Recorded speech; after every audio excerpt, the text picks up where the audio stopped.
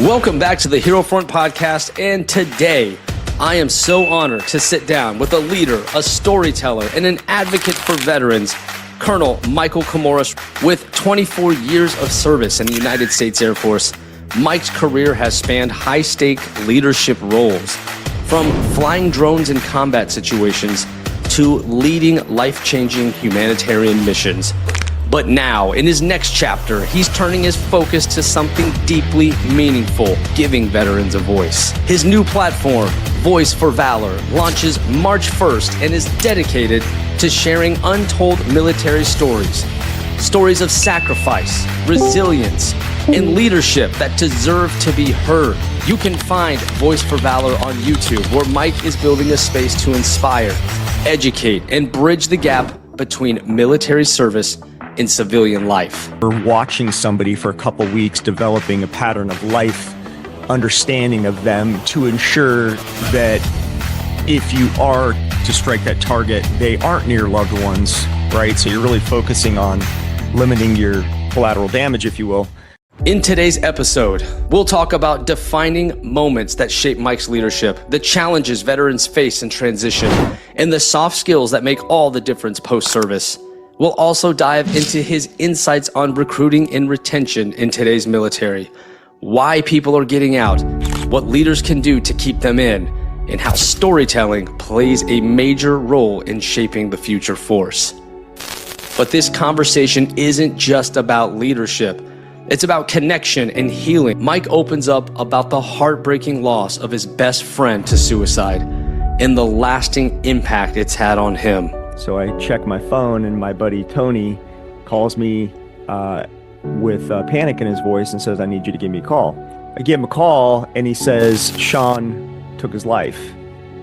And I was like, you say that again? Sean took his life. Sean was my best friend. He introduced me to my wife. He was in our wedding. We lived together for years. In one of the most raw and emotional parts of our interview, he shares what it was like to process that grief, the importance of having difficult conversations, and how he hopes that Voice for Valor can create that space for healthy reflection and transparency in the veteran community. We used to say, "Dude, you need to have a podcast. You need to have a TV show. You are so funny." That when he took his life, this Voice for Valor thing, it kind of pushed me over the edge and said, okay, I've got to do this, because I cannot lose another friend to something like that. We talk about the weight so many can carry, the moments we don't always talk about, and why acknowledging those emotions is crucial for moving forward. It's a very violent mission. I had to take a lot of lives, and I had to see a lot of my fellow pilots take lives, and then not having an outlet to talk about that. So here you are flying drones, and you go home to your wife and kids, and you can't talk about it, yet you just ended someone else's life who probably had a wife and kids. We talk about photography, videography, our pets, and the unexpected ways our paths just keep crossing. This is a conversation about service, identity, and making an impact beyond the uniform. Now, if you believe in the power of veteran stories, you do not want to miss this one. So let's get into it. This is the hero's journey of Colonel Mike Komorous. What's up, Josh here, and I got a quick update for you before we get back to the episode. Just give me 30 seconds of your time, because there's two things that I just have to say to you. And the first is just a tremendous thank you from the bottom of my heart for listening and tuning into the show week after week. It means the world to us, and it really is a dream come true to not only be sharing the incredible stories of these guests, but to then inspire so many of you listeners. It has become my life's purpose, and I cannot thank you enough for supporting me and so many others on this journey of positivity. But secondly, it's a dream where I feel like we are just getting started, and the sky is the limit. I am so excited to see where this goes, and I'm so blessed to have you on this journey.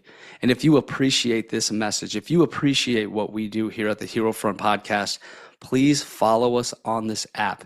Hit subscribe. Now, if you do that, here's the promise that I'm going to make to you. I am going to do everything in my power to make this show as good as I possibly can now and going forward. We're going to deliver the guests that you want me to speak to. We're going to have the topics that you want to hear about. And of course, we're going to keep doing all the things that you've always loved about the podcast. Thank you from the bottom of my heart. Now let's get back to the show and let's get after it. Yeah, I mean, you have just been so unbelievably busy. And so the transition Yeah. I know has been tough. So talk me through that. Man, there's just so many things to think about. And it's so hard to plan when you don't know your next job's income. You don't know the VA's percentage they're going to give you. These are like massive windows of pay difference. Like the VA, $100 a month or $4,000. That's what you're looking at. And then with my career, I had jobs that were like 50,000 a year up to 100,000 a year. Which one am I going to get? I don't know. And at first I was really picky, and then I learned real quick, I need to just pick something. And man, it's so stressful. I will say the podcast, all my videos for the past 4 years, that got me hired. You know, all the networking, the connections, people know my character, my story, that all got me hired. It wasn't my resume. You know, if I send my resume to 1,000 different places, it's going to get looked at by a bunch of AI and probably thrown in a delete box. So, oh man, it's been busy, but just started the job. I'm on the resiliency team on Eglin. So I call it all the fun stuff about being in the Air Force, mentoring airmen, bringing on guest speakers, you know, hosting 5Ks and big events, giving them training, bringing the teams together. Like that's my full-time job. And I'm super lucky that I landed this spot here at Team Eglin. I don't have to move. Well, I moved to get off base. For the longest time, it's easy to forget, especially when you're in the Pentagon, because when you're in the Pentagon, dude, I'm a master sergeant, I'm a second lieutenant, I'm a dime a dozen. We're everywhere. So I don't think anything of it until I go off base. So if I go to, for instance, I went to Altus, Oklahoma for C-17 requal training. Man, they rolled out the red carpet, stock refrigerator, car, people to pick you up, people to set up events for you. And I was like, it's definitely not like this at the Pentagon. Yeah, the Pentagon will humble you, man. They will humble you. You know, me, I felt like a child in there when you saw me walking around. Yeah. Yeah. And the thing is, it's like, for instance, I was in the bathroom using the latrine next to a 3-star general. And I'm like, hey, sir, you don't even have your own bathroom. He's like, welcome to the Pentagon. Even 3 stars have to use the public restroom. So yeah, it's totally different than coming from a base where O6 and above is treated just on a completely different level. But I never identified that way. I mean, I've always just considered myself, you know, the open door policy. Whoever wants to come in, I'll have airmen come in my office just to chat. I mean, there's days where I don't even get to my email till the end of the day because I'm just focused on the airmen and having those conversations. Because, you know, life moves a lot faster than those impersonal emails that we're constantly sending out. And so I much prefer face to face. And that's the unfortunate thing about what we're doing right now is that, yeah, we're having a chance to see each other on a screen, but I get so much more from the face to face interaction. So sure, we're doing an informal little interview podcast here now. But if I were in your office or you were in mine, the engagement's just so much better. And yeah, and if you notice, I have a lot of in-person interviews. Yeah. And they do far better than all the other ones. I mean, it's not even a comparison. When people see it, they're like, oh, you were actually, like, you were in person. Like, it's just a little bit more interesting because it took a little bit more logistics to set it up. Yeah. You know what I mean? Like, so people tend to invest more of their time into those. I just talked with, or I just released an episode with Mr. Dale Marks, who, he's like the director of operations at Team Eglin. He's he was a pilot. He's got blown up by an IED and survived, broke his neck. Guy's been through all sorts of stuff, and he just got hired by Trump on his personal team. And so I didn't know that. So like the episode was just blowing up. I'm like, my God, like I know he's a nice guy, but what is happening right now? Well, that episode dropped right after his announcement, and as people were searching him, my interview was popping up, and that's why it had so many downloads. I was like, dang, the timing could not have been better for that. Yeah. You know, the timing, that TikTok video or whatever you sent where the the White House briefing, she talked about podcasters, and you had your funny little face coming in. I was like, oh man, this is perfect timing. It definitely clickbait. It gave me a chuckle. But one thing that I've realized about while I've been doing this, I've been talking to so many other businesses, and I just had a conversation with the private equity team and just discussing kind of the game plan, reaching out to airmen, trying to inspire that next generation to serve. Also, I said, I really like to help guys with their LinkedIn pages and help them with their resumes and make them look their best online. Cause I'm like, hey man, the military, we sell ourselves short. We're just that humble servant that, hey, I'm just happy to have a job. Thank you so much, salute and carry on. And so I'm trying to create value for us to let people know the skill sets that we've developed. And the private equity guy was like, yeah, they don't really care about that. And I said, that's just so unfortunate. He said, maybe as a recruiter and you're trying to get guys jobs for a particular company, I could see how private equity and investors would be interested in that. But he said, otherwise, that doesn't make money. And I said, this isn't about money. This is Right. about trying to inspire others to serve. 20 years of service and some of your story that you've shared about alcohol and not seeing your sister for all those years. I hope there's a kid out there that hears that and says, oh, wow, maybe alcohol isn't the answer to my problems. And I need to seek guidance from others and be more of a community involved with community. And it's unfortunate because in the world of business, that just doesn't equate to dollars. They're like, well, how can you measure that? How can you measure the success of you trying to help airmen through podcasts or videos? He's like, I'm in LA. He's like, everybody wants to be a podcaster. And I kept thinking, but it's not the podcast.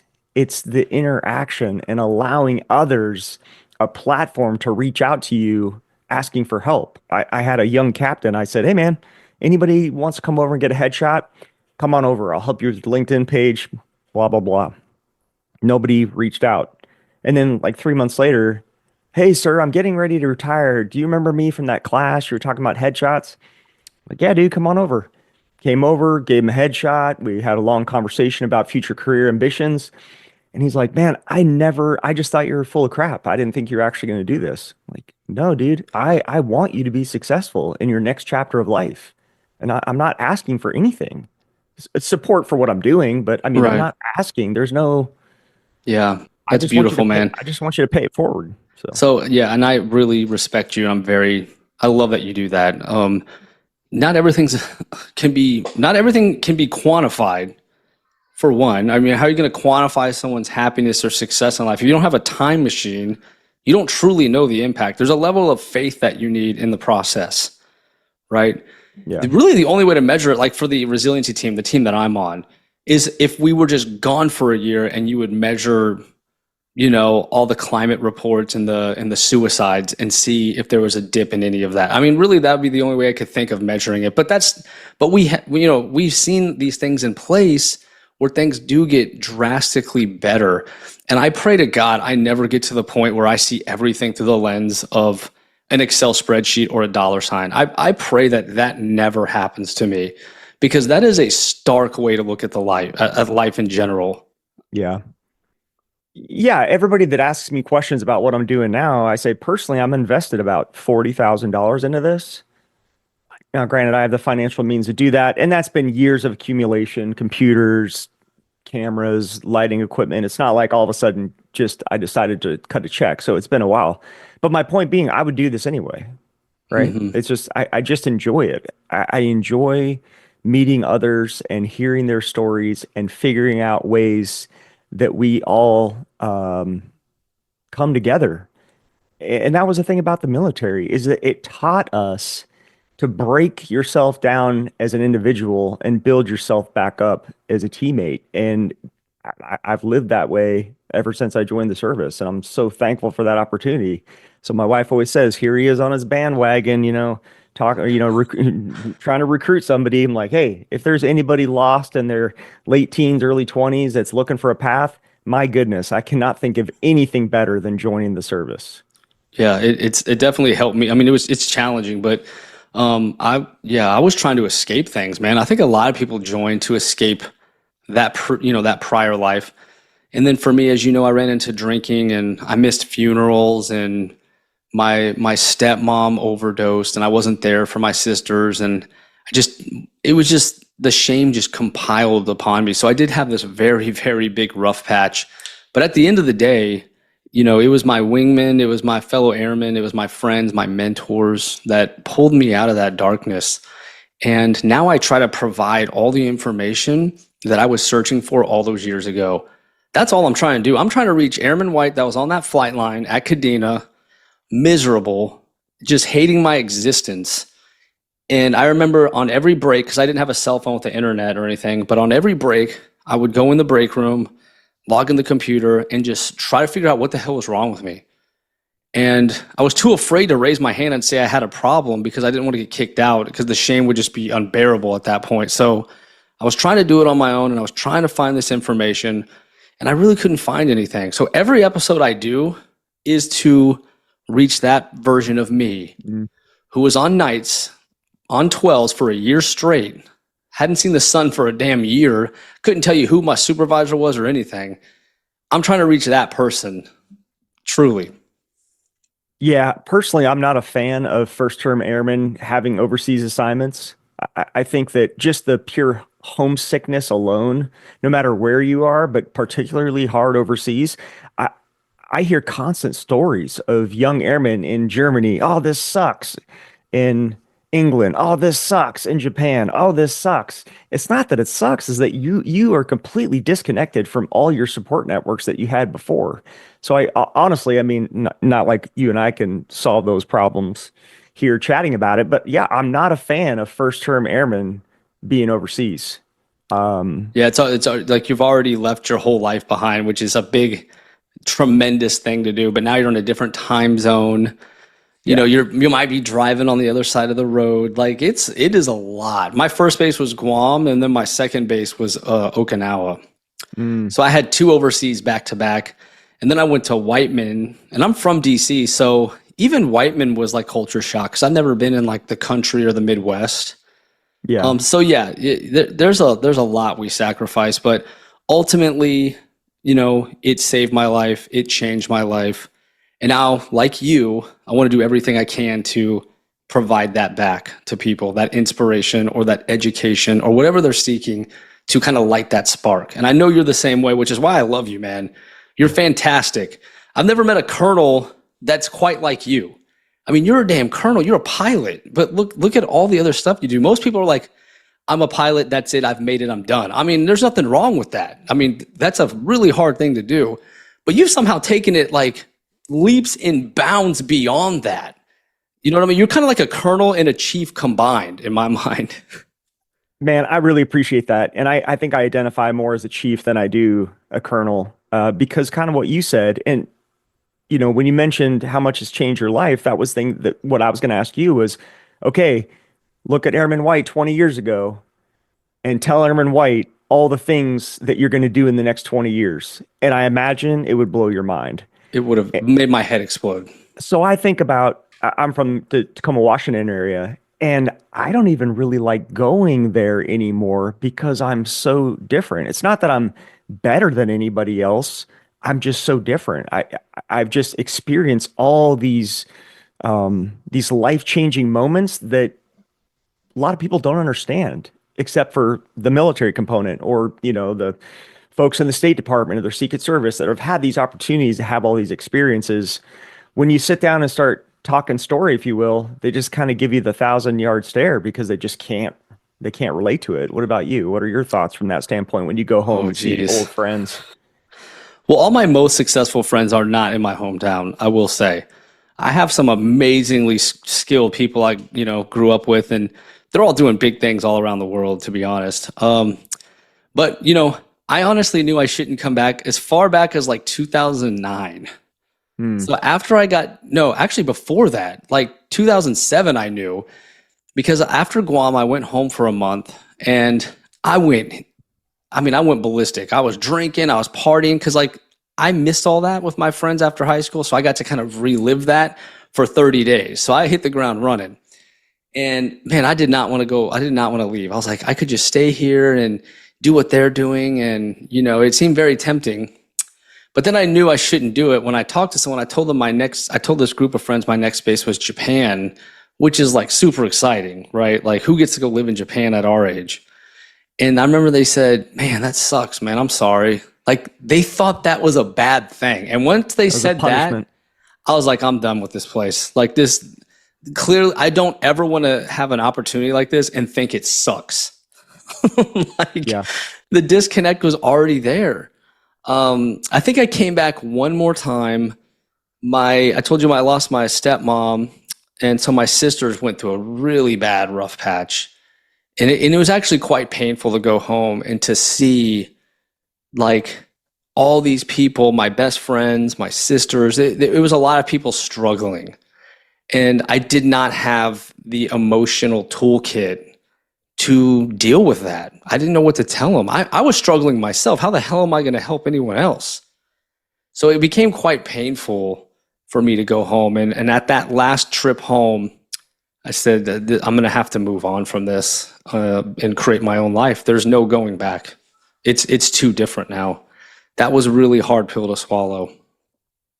Yeah. And like I was saying, I imagine you don't feel like you're better than anybody else. It's just there's certain things that will suck you into a lifestyle that you used to have that you just don't have any longer. So when I try to see friends or family, I prefer that they come out to DC. Let me show you the National Mall. Let's go see all the historical things and have a good time here. And yeah, I don't know why. Maybe it's just that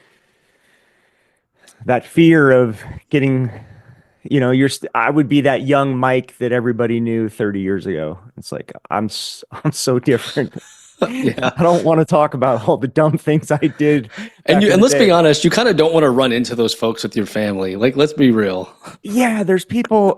I went home for something, and somebody was like, "Do you remember that time you were drinking and you stole that thing?" And I'm like, "Yeah, of course I remember that. Thank you for the reminder. I don't think that that's something that's really relevant to what we're talking about right now, but yeah, thanks. Appreciate Yeah, that." like yeah. I've run into the same situations where I'm like, no way in hell I'm bringing my family here. Yeah, But my dad has since moved. He lives in near Alexandria, Virginia now. So I grew up in Waldorf, Maryland when he was stationed at Andrews. That's where he finished out his career as an active guardsman. And then he's since moved to Virginia. So anytime I do visit, I'm like near DC. I'm in a whole different, fun area anyways. So it's never been an issue, to be honest, at this point. Our worlds are smaller than you might realize. What was your dad doing AGR wise at Andrews? Um, at one point he was the commander of FSS, but his primary career field has always been comm. And what years was he there at Andrews? Oh gosh, he probably retired in like 2000, I think. 2000. Okay. Okay. I missed him.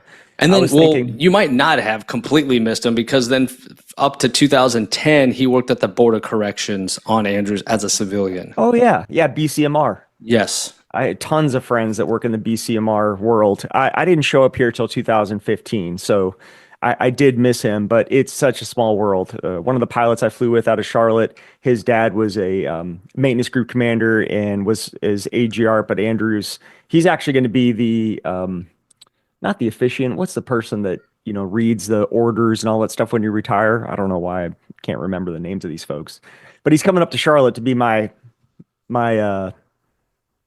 what's the term I'm looking for? I don't know. You know what I mean? The person that says, all rise and then reads off your retirement order. Like and the reads off like your- officiating? Is I that don't the know. I forget. I forget what it's called. Man, my brain is at 50% today too, so don't feel bad. I woke up today like, ugh. Oh, but by the way, this is my first. You know how civilians can come in an hour early every day and then they accumulate enough time to get like every other Friday off? And I Yeah. always hated them for this. out of sheer jealousy, right? I'm like busting my ass. I look at my phone, they're at the beach. I'm like, really? Guess what? That's me today. Nice. Yes. Nice. So every other week, based on that additional hour, you get every other Friday. I get a Friday off every other Friday. Nice. So Yeah. this resiliency job that you're new to, it sounds very similar to kind of the PA world. You're getting to do a lot of the morale events, and do you guys do life coaching, or what are you doing in this resiliency office? So the PA here at Eglin is very different. They're all civilian for one, that's unique, and for two, they only do like the biggest of stories, right? So like you have to be a colonel or above for like a headshot or a chief or above. Well, there's nothing above that, but you get what I'm saying. Um, it's got to be like a tremendous event that impacts the community or the entire base. Like they don't go to ALS, they don't do any of that. Um, that's actually why I didn't want to stick around there because I had no involvement with all the places I love around base, if that makes sense. Yeah. And so when I met this resiliency team, they get all sorts of certifications with like teaching life skills, and they have all sorts of these group activities, and every one of them was like me. They saw the world like me, all the things that we appreciate about people and connecting each other, like they just understood the way I thought and the way I saw the world. So like I feel like I felt in like my tribe here. Yeah. Um, and basically, we just go unit to unit. We split up units, and there's many units here at Eglin. I have like 15 squadrons that is going to be handed to me, and then I just rotate through those 15 squadrons, making sure that they're getting professional development, that they're getting like guest speakers, or really anything. Our budget is pretty insane. We can do a lot of fun stuff for them. And so it's really up to us to keep them motivated, to keep them connected. Like that is our sole purpose. So very, very unique job to have. Is this an unfunded contract that you guys have to beg for money, or is this something the Air Force is investing in enterprise wide? They're trying to put it at every single base. Okay, so are you guys a beta test on this program, or where? Because I'd never heard of it. I know we're the leading office. Okay, okay, Like we're one of the biggest, and we've benchmarked the entire program. Not me personally, but I just caught the tail end of like their big inspection, and basically all the other ones around the Air Force are being built around our lessons learned. So I'm in a great spot for the job. okay. The lady running it, her name's Kelly. She's been doing stuff like this for 20 years. Mm, It used to be called different things. It's evolved a bit, but resiliency and bringing people together and all that she's been doing for 20 years. She's a huge asset. And so, yeah, we're kind of building it as we go for the rest of the Air Force to then emulate and build themselves. okay. Yeah, no, that's great to hear. It's all about money and manpower, and that's why I was trying to figure out if you guys had funding as a requirement, or if this is just something that is a beta that they're going to have to go ask for and a proof of concept. The Air Force is obsessed with data, so I was thinking, man, how can they Well, measure that success? they started with two people, Kelly and one other lady, 4 years ago. Now they have 10. So That's it's awesome. grown exponentially. It just started with two people. So yeah, and it's funded from, I'm a GS employee.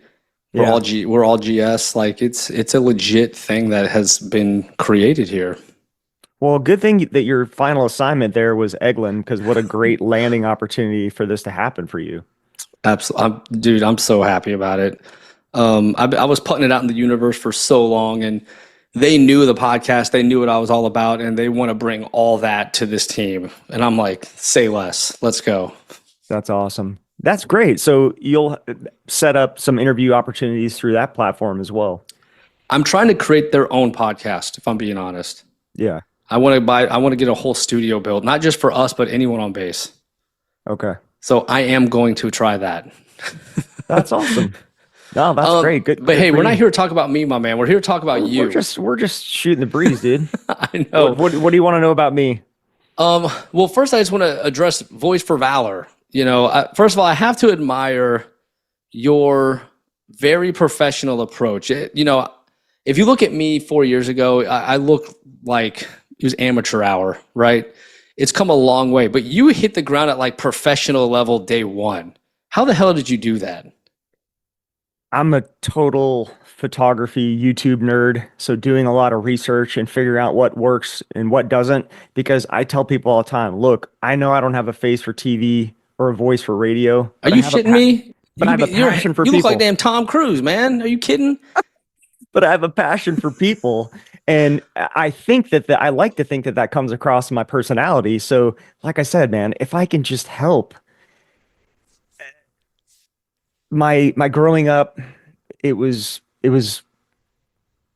odd like some of us others. And so I needed that. I needed a purpose-driven life. I needed an organization that continuously challenges you, knowing that you're going to fail, knowing that you're going to fall, but you can get back up and continue to progress. I'm sitting here writing my book, and I was writing a few chapters on it today, and I was a medic at a trauma center before I joined the Air Force. And the medic that trained me had been there for 10 years.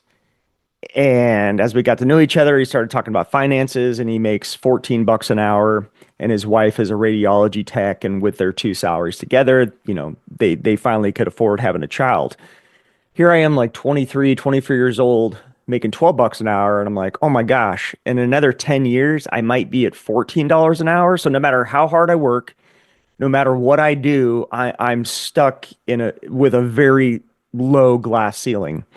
I like, there's got to be more. There's got to be more. So I started at the hospital. I worked with a bunch of retired flight docs. One was a F-18 pilot in the Navy and then became a physician. Another one was a helicopter pilot in the Army, became a physician. And then the Air Force guy was a physician that worked for the Surgeon General before he retired. And they all worked in this ER together.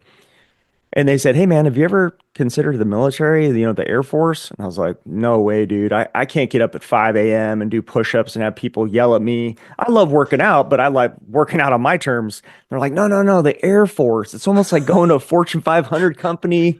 You can be a pilot. You can do all these things. I was like, pilot? Really? Tell me more. And so they talked me into the Air Force. And I needed that direction, man. I just did so many dumb things. Like I said, if I wasn't working at the hospital, I waited tables at a steakhouse, and then it was, drinks afterwards, and just a life that didn't have a purpose, didn't have a path. And so those guys totally turned my life around, and I'm forever thankful for them. So you saw the power of storytelling right there in a way, mentorship, storytelling, using someone else's perspective to help you make a smarter choice. Yes, they were so wonderful. It all started, I was working out at the gym, and I had my EMT book with me, and I was studying to be a firefighter medic. And this guy just walks up to me and he says, hey, what are you studying over there? Oh, I want to be an EMT. And we started explaining the firefighting thing. And he's like, oh, well, I'm a doctor here at the emergency room. Once you get that EMT done, why don't you just come be a medic with us while you're doing the volunteer firefighter thing? And so that's the way I am. I walk into places and just start asking people questions just to see if I can help. You know what I mean? That doctor at the gym, he didn't have to say hello. He didn't have to say, oh, what are you studying over there, kiddo? And so I'm the same way, man. I will talk to anybody and try to find ways that I can help, because it charges my batteries to see people be successful, because they did it for me. Yeah, absolutely. You had that perspective so early on of someone investing in you and helping you, and then you got to the point where you wanted to help other people, which is beautiful, and you do it so damn well too. I appreciate that. So we have a few topics we want to hit on. I don't know if you remember what you put, but I did write it down. Sure. Topic 1 was leadership and resilience. Topic 2, soft skills and career transitions. Topic 3, giving back and voice for valor. And topic 4, recruiting and retention in today's military. So I was hoping we could talk straight about leadership and resilience, kind of the core of who you are.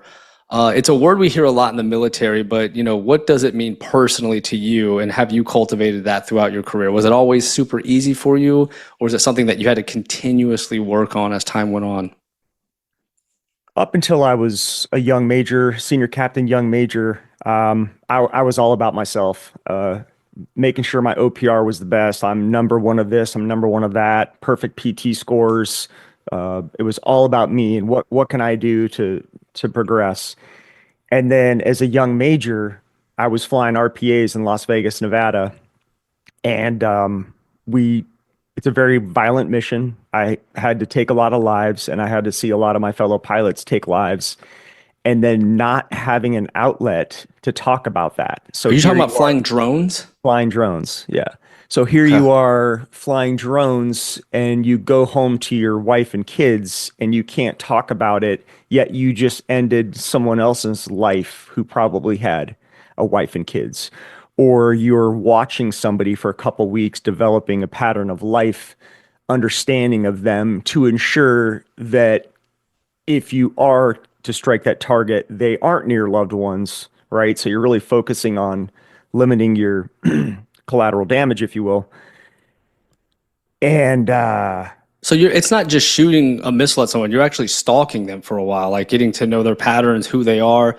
yeah, So it kind of makes it emotionally way harder to do when it you've kind of does. gotten to know this person and they don't even know you're up there watching.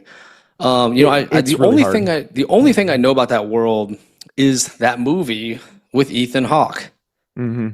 right? Is that who was in it? I believe. Yeah, that horrible, absolutely horrifically terrible movie. But I'm yes, sure from your perspective it was, but I do give it credit for letting us know, the viewer, that it can be very emotionally challenging. I think it did good at least letting the public know that exists, yeah, right? And so I've never actually talked to anyone who's done that until you.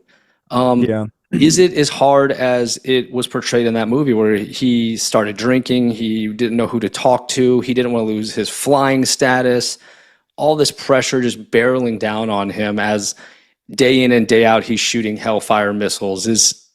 How was that for you? Does it get that hard? It was the exact same thing for me. The internal struggle. Maybe if I wasn't, maybe if I wasn't married, maybe if I didn't have kids, maybe my mindset would have been a little bit different. But for me, it taking that home created a lot of drinking. When I was on night shift, I would stay on night shift. So even on my days off, I would stay up all night till 5, 6 a.m. all alone while my family slept, and I would sit there and play some of those video games, Black Ops or you name it, some of those shooting video games. And I remember my stress level, just my anxiety just going through the roof, being so mad because, somebody shot me in this video game. And looking back at it now, it's like, yeah, bro, because you were dealing with all this stuff at work and you had nobody to talk to. And now you're building more anxiety, playing this violent video game that if it's triggering you and you want to throw your controller through the TV, perhaps you should start talking to somebody. And that's when I started talking to the behavioral health professional there on base because he was specifically there for us understanding the violence of this mission. But we just did not connect. I mean, he was just like, well, when you wake up in the morning, just tell yourself you're going to have a good day. I'm like, wow, bro, that's some real profound advice. Where did you get your medical degree? Um, and so I was looking for a way out. And so that's when I figured out how to get back to the C-17 community and get back to headquarters and just get off that island. I love the guys, and I know what we did was right, and I truly believe it was ethical and moral, but it was still really hard. Some of my friends are F-15 pilots, and they've had lots of similar missions, and I was asking them what their thoughts were, and they said, we don't have that similar effect because we don't watch them. And then when we do drop our bombs on target, we're already pulling out of the basket and headed back home. So we don't sit around for some of the They activity can't that takes watch it place. in 4K HD zoomed in. Yeah. Yeah. So it's just, man, it's just hard. The human Yeah. mind shouldn't be staring at things like that. Similar to some of my friends that are police officers. How can you deal with all this negativity in society and then come home and be happy with your family? You just develop this cynical mindset. And yeah, so I mean, the mission is valuable, and I know why we do it, but that doesn't make it any easier. If knowing what you know now, I feel like you've kind of come to terms with it more now. Yeah. Um, is there anything you would have done differently or tell your past self? Let's say you couldn't get out of it. Let's say you were stuck in it, but you had the opportunity to give your old yourself feedback going through it real time. Is there anything you could say to that version of you that would help? Any advice?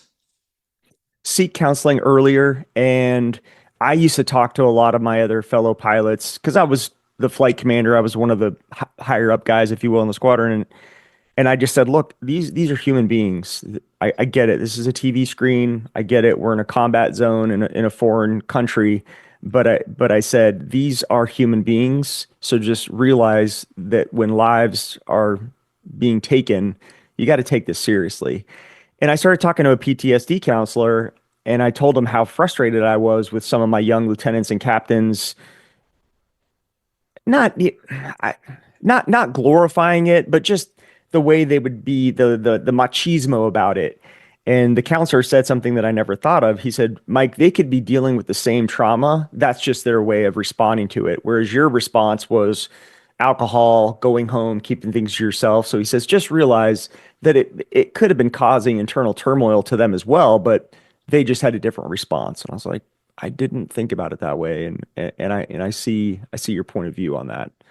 Yeah, So no, I think he's spot on. I've seen, I did military funeral honors for 2 years, which is a very hard thing to ask young new airmen to do. And yeah, some of them would make some pretty dark humor, jokes about the funerals we did. And at first I was mad, but after talking to them about it, I kind of came to that same conclusion. It's almost like a distraction from those dark thoughts. So yeah. when you saw people with all this bravado and gassing themselves up, that was just so they could emotionally get through it, most likely. Yeah. And so when you started off the question with leadership, that's when my leadership switched from, okay, what can I do to look good? Or what can I do to be the top stratification of all these competitive things that we put ourselves through, to more of emotional intelligence and really getting to know all the people I worked with to make sure that they were okay because of that mission. That's when I really started to understand the importance of taking care of one another. So I still wouldn't trade any of those missions or any of those experiences, because it created an emotional intelligence in me that catapulted me into more leadership opportunities and more of a transparent lifestyle of, hey, I'm having a bad day, or I'm hurting. We're all hurting. So, feel free to talk about it. One of my friends' dog passed away. The first thing I asked was, how are your kids doing? I mean, did your kids have a chance to say goodbye? Was it sudden? Just thinking about all the emotional turmoil that we deal with and just taking care of one another. So that's when my leadership really, really changed. Well, I'm really happy to hear that. Not a lot of people can take something that's so challenging and make it a part of their leadership toolkit going forward, right? Sometimes the drinking just doesn't stop. So Yeah. when we hear like 22 a day and we're always like, what's going on? Why is that happening? Who are these people? It's people who had stuff like that just never got out of it. They didn't have that friend or mentor, and they just never got out of it. They just kept sinking lower and lower. And so, for you to take your story and now use it for good, and I'm sure it helps heal you in a way too. Super proud of you for doing that. I think it's a really great message to anyone who is wondering how to turn, their pain into purpose instead of just going further down that negative rabbit hole, if you would. That brings me to my next story, about the purpose and pain. I was here at the Pentagon, and I go grab my cell phone on a break and realize that I've missed a message. So I check my phone, and my buddy Tony calls me with panic in his voice and says, I need you to give me a call. I give him a call, and he says, Sean took his life.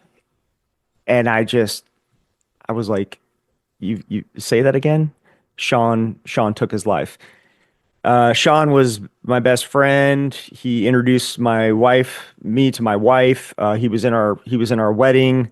We lived together for years. We worked at the hospital together before I joined the Air Force, and then he joined the police department. And he took somebody down on the line of duty, and he started calling me saying, hey, I know you have a really violent job out there flying drones, so you're the only guy I can trust to understand and talk about this. And so we would have long conversations about what he was going through, and I would try to provide generalities about what I was going through, and that, man, our jobs do things that we don't always, that we're not always mentally prepared for. The drinking got out of control. So he came to visit us a few years later when we lived in Charlotte, North Carolina, and my wife had like a bottle of vodka in the freezer. He drank the whole thing and was just completely lucid. I had no idea that he'd even been drinking. And then my wife Oh, said that wow. he started cracking bottles elsewhere in the house. And so by the time the visit was coming to an end, I was like, brother, we need to have a talk, man. Are you okay? And he was, oh yeah, everything's fine. And I reached out to Tony and said, Tony, I've never seen anybody drink so much alcohol. And he's like, oh, he's probably just letting loose because he was happy to see you. It's been a few years. And I said, brother, I'm seriously concerned. And he took his life. And Tony and I always said Sean was the most charismatic, intelligent, funny, witty guy. We used to say, dude, you need to have a podcast. You need to have a TV show. You are so funny. That when he took his life, this voice for Valor thing, it kind of pushed me over the edge and said, okay, I've got to do this because I cannot lose another friend to something like that. It just, it was a terrible experience. And I'm through the levels of grief. I'm so mad at him. So this Christmas, I put on a sweatshirt that his brother made for me when he passed, and I told my wife, I'm like, I'm gonna wear Sean's sweatshirt for Christmas while the kids open presents. And I was just mad. I'm like, dude, you're missing this. You could have been here with us. He came to visit us all the time. We were kind of his extended family, and he loved my kids, and he's gone. So Jeez, man, I'm so sorry. Thank you for yeah, sharing that. I know that's a lot to unpack.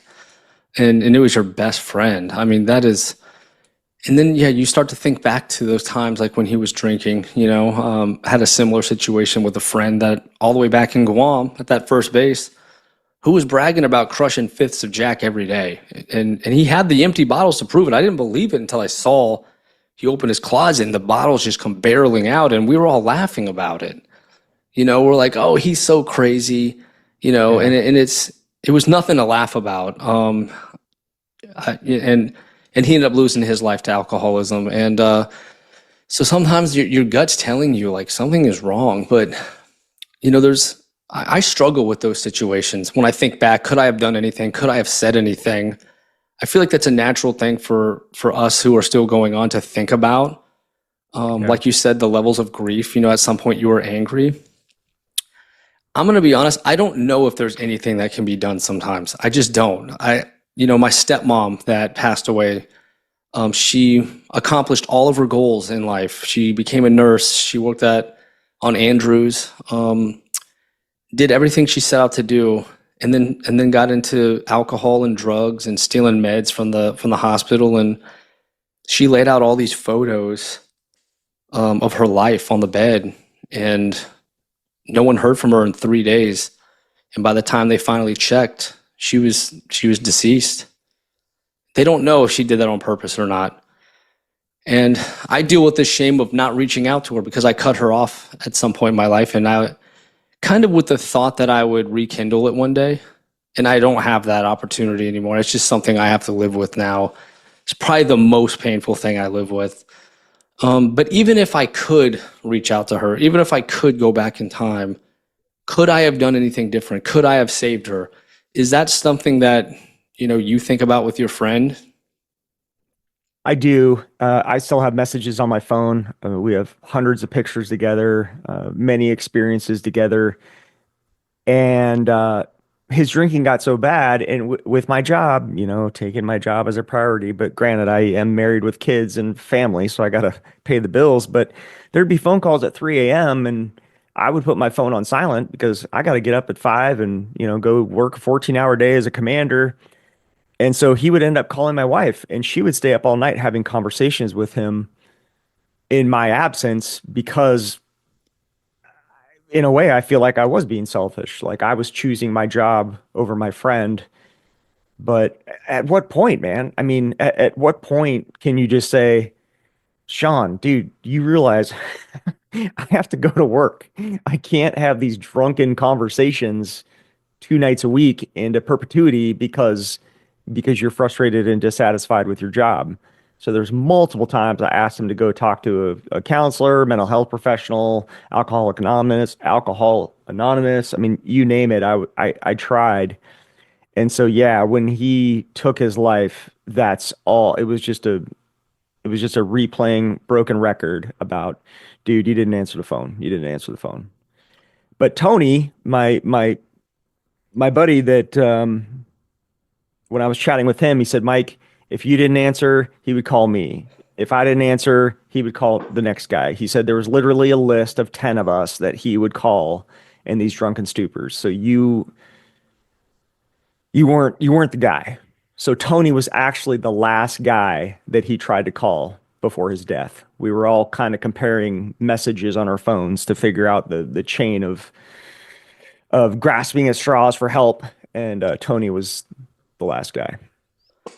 Jeez, man. And you know, alcohol played a major role in that, I promise, because as someone who went down that rabbit hole myself, I hated my existence, hated it.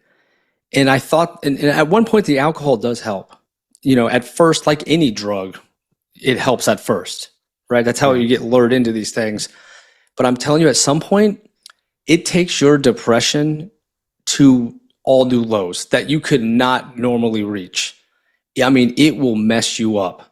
And I remember I would end every night like bawling myself to sleep. I did not want to be alive. And you know, once I finally stopped drinking, once I finally got out of that, I could get through it. I found a way.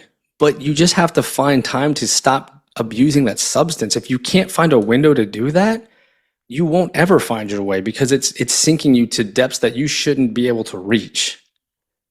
Yeah, your initial episode, man, it touched me, and I think I reached out to you right after I listened to that episode, and I was like, bro, we are so freaking similar. You don't realize it.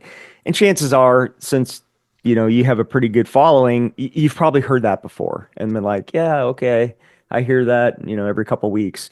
But when I listened to that episode, I was like, man, this is really hitting home, particularly because Sean had already taken his life, and I thought about some of my alcohol stupors and done dumb things that I've done. What pulled you out? What? I mean, did you have any withdrawals? What was your life like when you came out of that? So I'm lucky to say that I was not one to have withdrawals. You know, my buddy who died of alcoholism, he absolutely had withdrawals. And that's a whole nother beast that thankfully just genetically I didn't have to deal with. So mine was completely psychologically dependent. Like I was just terrified of life. Like everything scared me, everything freaked me out. I didn't know who I was. You know, I was just going along for the ride as a maintainer. But what pulled me out was not the rock bottom I was desperately searching for. I was trying to hospitalize myself, and I did. And that didn't fix me because at some point when I came off of, you know, the leave, my medical leave, I was still Airman White, back in the flight line. Nothing had changed. So I went right back to my ways. It wasn't until years later when I accepted help from a friend and I went out. You know, they were knocking on my door, trying to get me out of my house. I finally accepted. This was kind of the first step, was accepting help. And that night I met my wife. That one chance, that one yes, I will go with you to the movies. I saw my wife working concessions, getting the popcorn. So I was missing human connection. I was missing love. I was missing that storytelling, that mentorship. I had cut everything out of my life. And little by little, I started bringing it back in. And I started to appreciate my quirks and what makes me different. And I started to love myself instead of hate myself. And it was all from people in connection, honest to God. And then when it really turned around personally, you know, I've been married at this point. I just had a kid. And I ran the base honor guard. I'm terrified of funerals. I've ran from death my entire life. I have let so many people down. My best friend I don't talk to this day for many reasons, but one of which, his mom died of cancer, and on her anniversary, I was home from leave and I pretended that I forgot. Oh, Yeah, I couldn't emotionally do it. I was an absolute coward. So I've been running from this stuff my whole life. And you know, with honor guard, you're handing flags to families. You are facing death and helping people in their darkest hour every single day, multiple times a day. And I wanted to get out of my comfort zone. I wanted to go for it. And I wanted to be there for someone in a way no one else could be. And it was that service, the connection with the airmen, serving these families, It led to me being a 12 Outstanding Airman of the Year. Mind you, I've never won an award before that. And it was all from giving back and serving others. And that healed me. That healed me. I have never drank a single day again since that time. And that was 2018. Never drank again. I was fulfilled. I don't need a substance. I don't need to check out. I'm Good for you, man. Yeah. Good for you. 7 years. That's amazing. What you just said just triggered me when you said about service. How do we get more people to understand that serving others is like the cure to so many mental health issues we have today? And once again, I was talking to the private equity guy, and he's like, "Yeah, there's really no way to measure that." And I said, "There's got to be a way for people to understand." I mean, I don't know how many leadership books I've read or how many inspirational, you name it, I've read, and it talks about a purpose-driven life and service. We say service is the military, but I just mean service and just serving another person, and you serving your wife, and just having a purpose to get up and get out of bed every day. Now it's, oh, well, my buddy has a fancy car and this person has a nice boat because I saw him on TikTok, or you name your social media platform. I'm like, I tell my kids all the time, that's not real life, dude. That person is not as happy as you think. Please stop comparing yourself to others. It's just taxing on your own mental health. Yeah, I think we all are going to learn those lessons painfully on our own. There's some things we just have to learn. I think other people's opinions messing with your own, view of yourself, being jealous of other people who are probably miserable, but you don't know that. And then serving others. It's counterintuitive. How can I give something to you that then gives something to me? That doesn't make sense. That's not how the world physically works. Physically, if I give you my money, I have less money now. So we're kind of hardwired to see the world like that. And it's up to us to mentor these folks and to show them that light.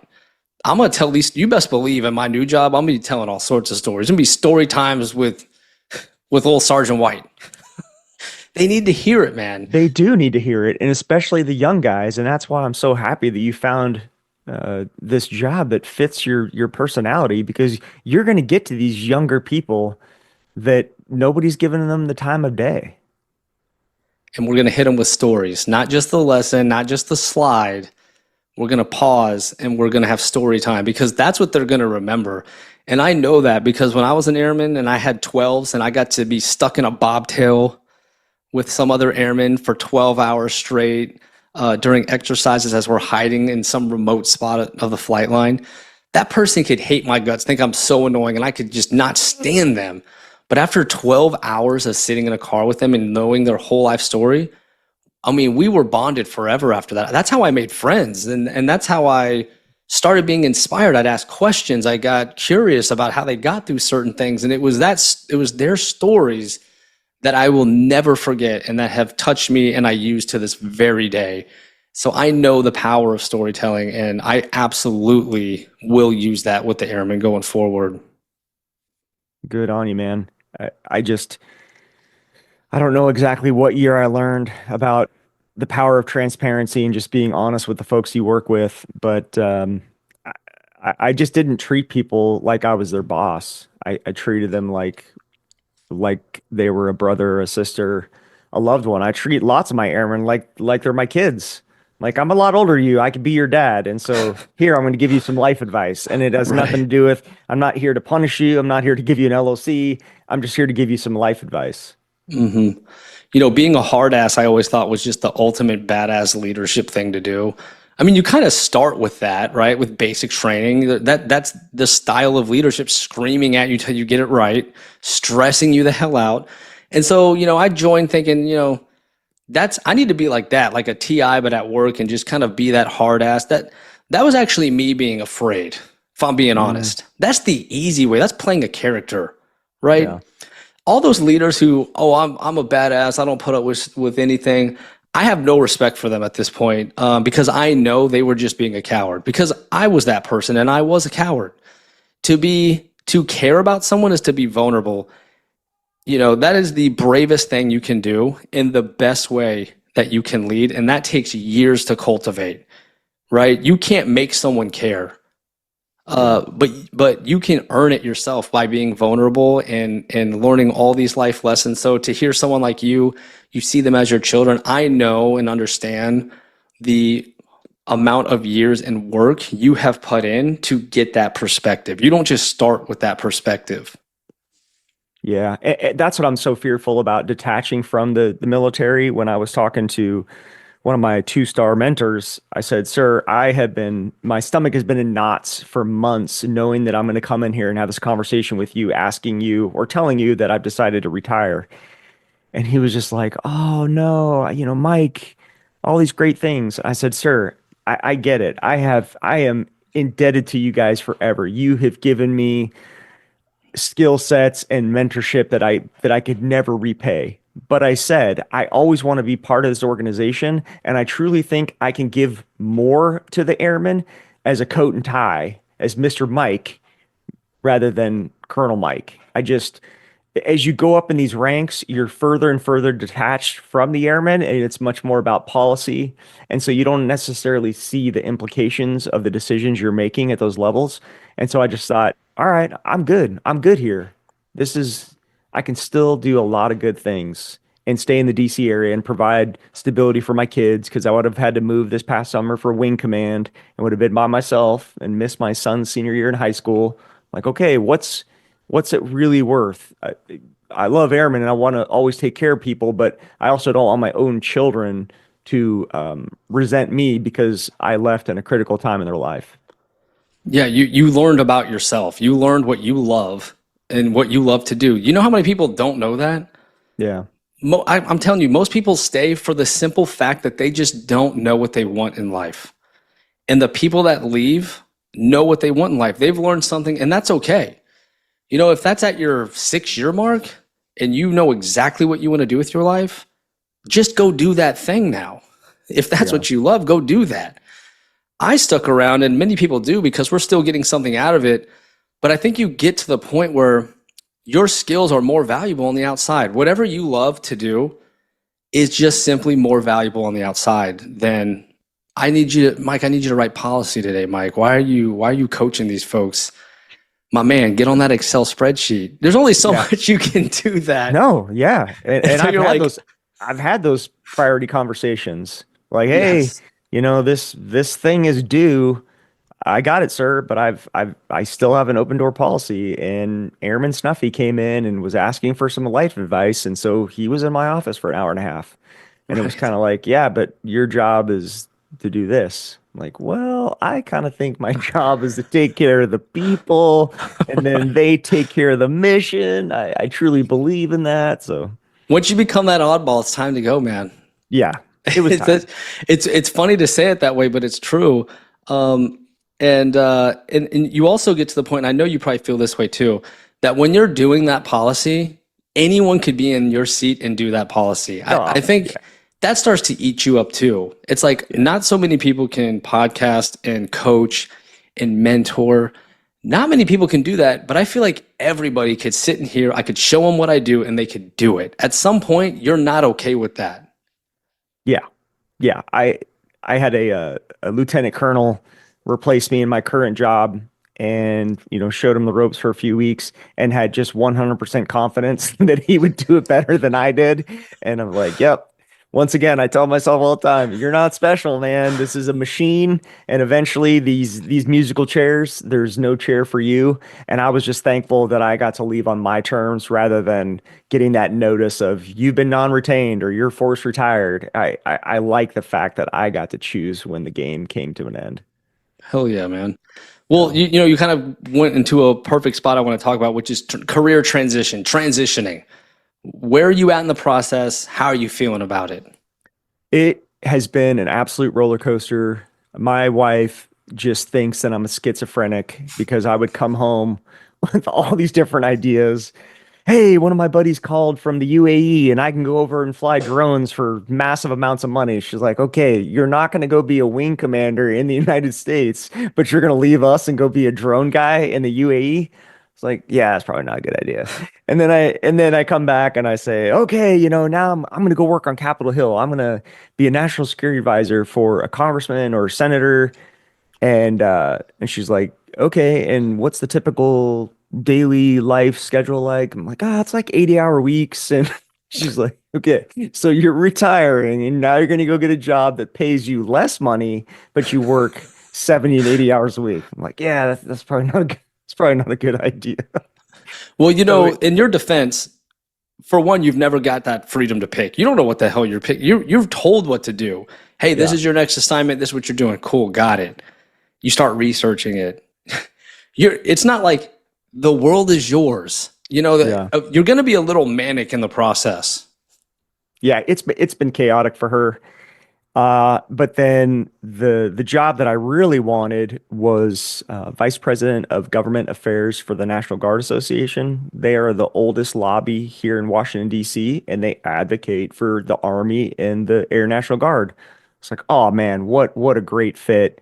I have some friends there. Everybody has great things to say about it. I've been to the conferences before. I love what they do. Man, I've been a guard guy. This is just my way to give back. Interviews went well, all the prep, it just went wonderful. And unfortunately, I was not selected for the job, and it hurt. Oh no. It hurt so bad. Yeah, I I'm mean, sorry. my woe is me was on a peak meter. I was so frustrated. I mean, how And could you not? You put yourself out there for the first time. yeah, All this change is happening. It's hard to not put all your eggs in one basket when you feel like you found the thing, and then for them to be like, no, we went in another direction. Now you're like, what did I do? Like, yeah, why? it was crushing. It really was. It was crushing. I was feeling very sorry for myself, and I came home and told my wife, and she's like, babe, everything has always worked out in some way. Everything we've ever done, you have to have faith in the process and knowing that you just know too many people, you have too many good relationships, something's going to work out. So the next night, I'm texting all of the references on my application, saying thank you so much for trusting in me and putting in the time and having the willingness to put your name down as somebody that has faith in my capabilities. Well, one of the guys on that reference list, he said, I was waiting for you to hear if you got that job or not because I've wanted to hire you for the last 3 months, but I wanted to figure out if you're going to get the Naugus role or not. And so, once again, everything happens for a reason. So, George Mason University, you being from the DC area, a very large university here in the DC area, they are standing up a national security institute, and a 3-star that I used to work for is going to be the president or whatever you call it, the leader of this new national security institute. And so he asked me to come work for them. So I've For been, real. yeah, You got it lined up. It's happening. got it lined up, man.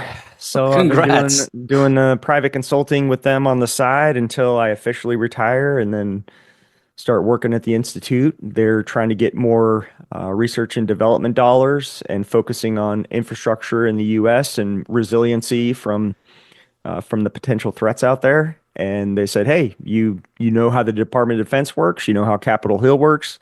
Those are the two pieces that we need filled on this puzzle." So it all works out, man. My man. I mean, anyone that have you on their team is super lucky, by the way. I mean, you're clearly a hard worker. You're super smart. You know how to articulate things so well. I mean, you're a game changer on any team, truly. Like you're such a game changer. It's probably intimidating to work with you because it's like, damn, I'm gonna have to bring my A game if Mike is on this Man, team. you're like my life coach. I need you to be my alarm clock in the morning. Man, you got so much game. You are the best. I mean, I really think that. So earlier when you said, I thought your story was amazing, but you probably hear that all the time, so it means nothing. Not true. Okay. I consider the source. Okay. Yeah. With any feedback, I consider the source. It's one of the rules I follow so that I don't hate myself if someone's like, hey, you suck, Josh.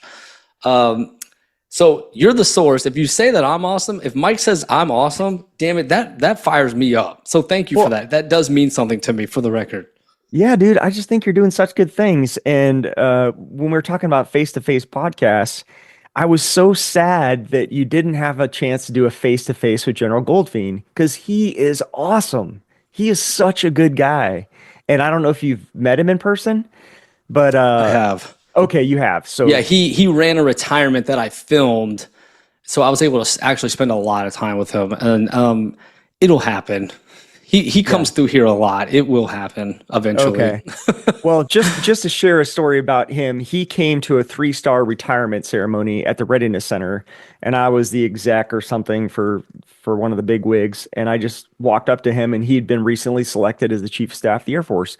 And I said, "Hey, sir, I'm just little lowly little Major Komorous, but sir, I just wanted to say how happy I am for you to be the new chief of staff." I said, "You were the JFAC." When I was doing Iraq and Afghanistan stuff, and I just said I think it's so great that they picked such a good person. And he was so appreciative. His wife came over, she was chatting with me, and then I sent him an email a week or two later saying, "You're not going to remember me. My goodness, your exec's probably going to delete this email before it even gets to you." And he emailed back. I'm like, okay, this is a good dude. If he's emailing a lowly little major in his cubicle. Yes, So I he think is. that's He awesome is. to get a chance to interview him. Oh man, he got shot down only to have his life saved to become the chief of staff. My God, Yeah. it's a movie plot. I felt so bad for him when General Milley was selected because it was the Air Force's turn. I get the politics. Technically, the president does get to make the decision. But at the same time, typically the president respects the process and knows, okay, based on the rank structure and the services, it's the Air Force's turn. So I felt bad for him. Man, that's a lot of years Hmm. investing and checking the boxes and being away from family, knowing that you're going to be the next guy. That Yeah. that that must have hurt. It probably did, but he never mentioned it to me. He's pressed forward. Yeah. He's still doing his thing. He's still helping people. So if it did upset him, I couldn't tell, but I mean, that's just the type of professional he is. We probably would never know. Yeah. He's truly built different. Okay, so my wife and kids are looking at me here. So we have, I promised a park visit. My kids found this turtle. We went back. It was there again. They want to come see it again. Between you and I think it froze to death And that's why it's still there. because its head's out. It's not moving. And I'm like, okay, Yeah. this is not normal turtle behavior. Yeah. So Yeah. No, I'm dude. kind of afraid of what we're going to find. But I Yeah. do want No, one no last worries. topic. Yeah. Sure. One last topic, which is Voice for Valor, where you're going with that, and your thoughts on recruiting and retention, because I feel like the two are intertwined a bit. Yeah. Your voice, your podcast, your platform, your message, and recruiting and retention. So I was hoping you could kind of, as our last topic, speak on that. It's kind of a two-prong approach. One approach is trying to identify or create value in our current members who decide to leave. People get so scared about what that next job's going to be. And you provided a perfect example. You're like, hey man, I need to make X amount of dollars. I don't want to move my family. That provides a lot of limiting options. What can I do? And that's where I like to step in and say, hey, I'm pretty good at networking. I have a chance to meet a lot of great people. Just through relationships, I could help lead you towards interviews, towards ideas, whether that's me taking your headshot to improve your look on your LinkedIn page. Because dude, in this social media world, I said that scroll wheel is going really, really fast. So if you don't have something on your page that gets them to just take a split-second break and to look at your page, next, there's just so many people out there looking for similar jobs. So trying to create that clickbait value, trying to create them understanding where their skill set equates in the civilian world. So that's one piece of Voice for Valor. And then the other piece is, like you said, sharing these stories. I have met such amazing people that I keep thinking to myself, if I would have heard that when I was a teenager or a young, 20 something kid, that would have led me even earlier to the service.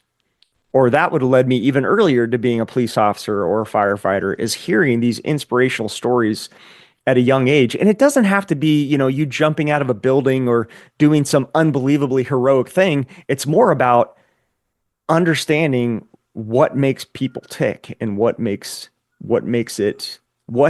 do people thrive under service rather than just trying to get a paycheck. So Absolutely. those are the two prongs. That's But bro, beautiful. I still want to keep up and talk to you. I mean, I know we've shared some ideas offline, and I think that we could really do a lot together to create some value out there. So, I have every other Friday off. Keep that in mind. okay. But no, we're going to have a recurring series of sorts. There's no way I'm going to pass up an opportunity to team with you on something. It could be anything. You like, let's talk about dogs for 2 hours. That's my podcast. Would you do it with me? And I'd say yes. Yeah, man. And I say dogs because my wiener dog just walked in. He's adorable. You got to see him. Oh, I've seen him. I was going to ask you if he has back issues like all those other wiener dogs have. Now we keep them working out. We know how to keep them those back muscles strong. My friend's wiener dog jumped off the couch and he had to have back surgery. You have that in your future. Hopefully not. I do have insurance though. Okay, good for you. Yeah, if you get it early, it's you can see what's up, little dude? I see. What's funny is when they sit, it like barely moves. It's like boop. Like that's sitting. Yeah, we're talking about you. Yeah, he's in the background. We're talking about you. He wants to go outside and see where that turtle is. But man, I respect you so much and I like you so much. You could ask me to partner with you with anything and I would say yes. So yes, we're doing something together. Like I said, I got a lot of ideas from the photography world, from the videography world, and I could introduce you to some other folks because I think there's some very interesting projects to work on out there. So absolutely, man. Bring me in and I will not let you down. Sounds good, dude. Have a good day. I do want to thank you before I let you go, just for your transparency. The stories you told were not easy. You know, I could tell you were getting a little emotional on a few of them, but you still shared it in the hopes that it's going to help someone. So I want to first and foremost thank you for that, and then I want to thank you for just being you. I've told you I've never met a commander, a pilot. Usually that merit alone is enough, right? And they take that and they become speakers or something or advisors. But you have taken such a tremendous approach at still helping airmen and any veteran and anyone struggling. I've never seen anything like it from someone at your level. And that's what makes it so special to me, because we often don't see you guys after your time's done with the Air Force. You're out in the golf course or something, you know?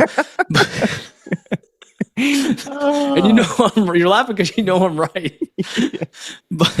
but you've showed up even more since you've announced your retirement, and your presence is even more felt across this massive platform. And I'm so excited for you. I'm so excited to see where you go. And I'm so proud of you and just so thankful that you are a friend in my life. So thank you for just being you, Mike, and going above and beyond for us. Yeah, I appreciate it, man. And I'm sorry we didn't have a chance to talk more than when you were in the Pentagon. But when I tapped on your shoulder, you just looked like you saw a deer in the headlights. And I was like, hey. You want to know why? Because I was looking at every face saying, I'm going to recognize someone. At some point, I gave up. I was like, I don't know any of these people. This is crazy. So I gave up. And at the point where I did not expect it, I feel this tap on my shoulder and it's you. And I'm like, what the did not expect that. I gave up. But you... Nice. Out of that whole building, we ran into each other. Tell me that's not fate. I'm telling you, man. I'm telling you, it is. So that's what I'm saying. Go make sure that turtle's still alive, and we'll catch up on another day. All right, my man. Thank you so much for hanging out with me tonight. Yeah, dude. Take care. You too. See ya.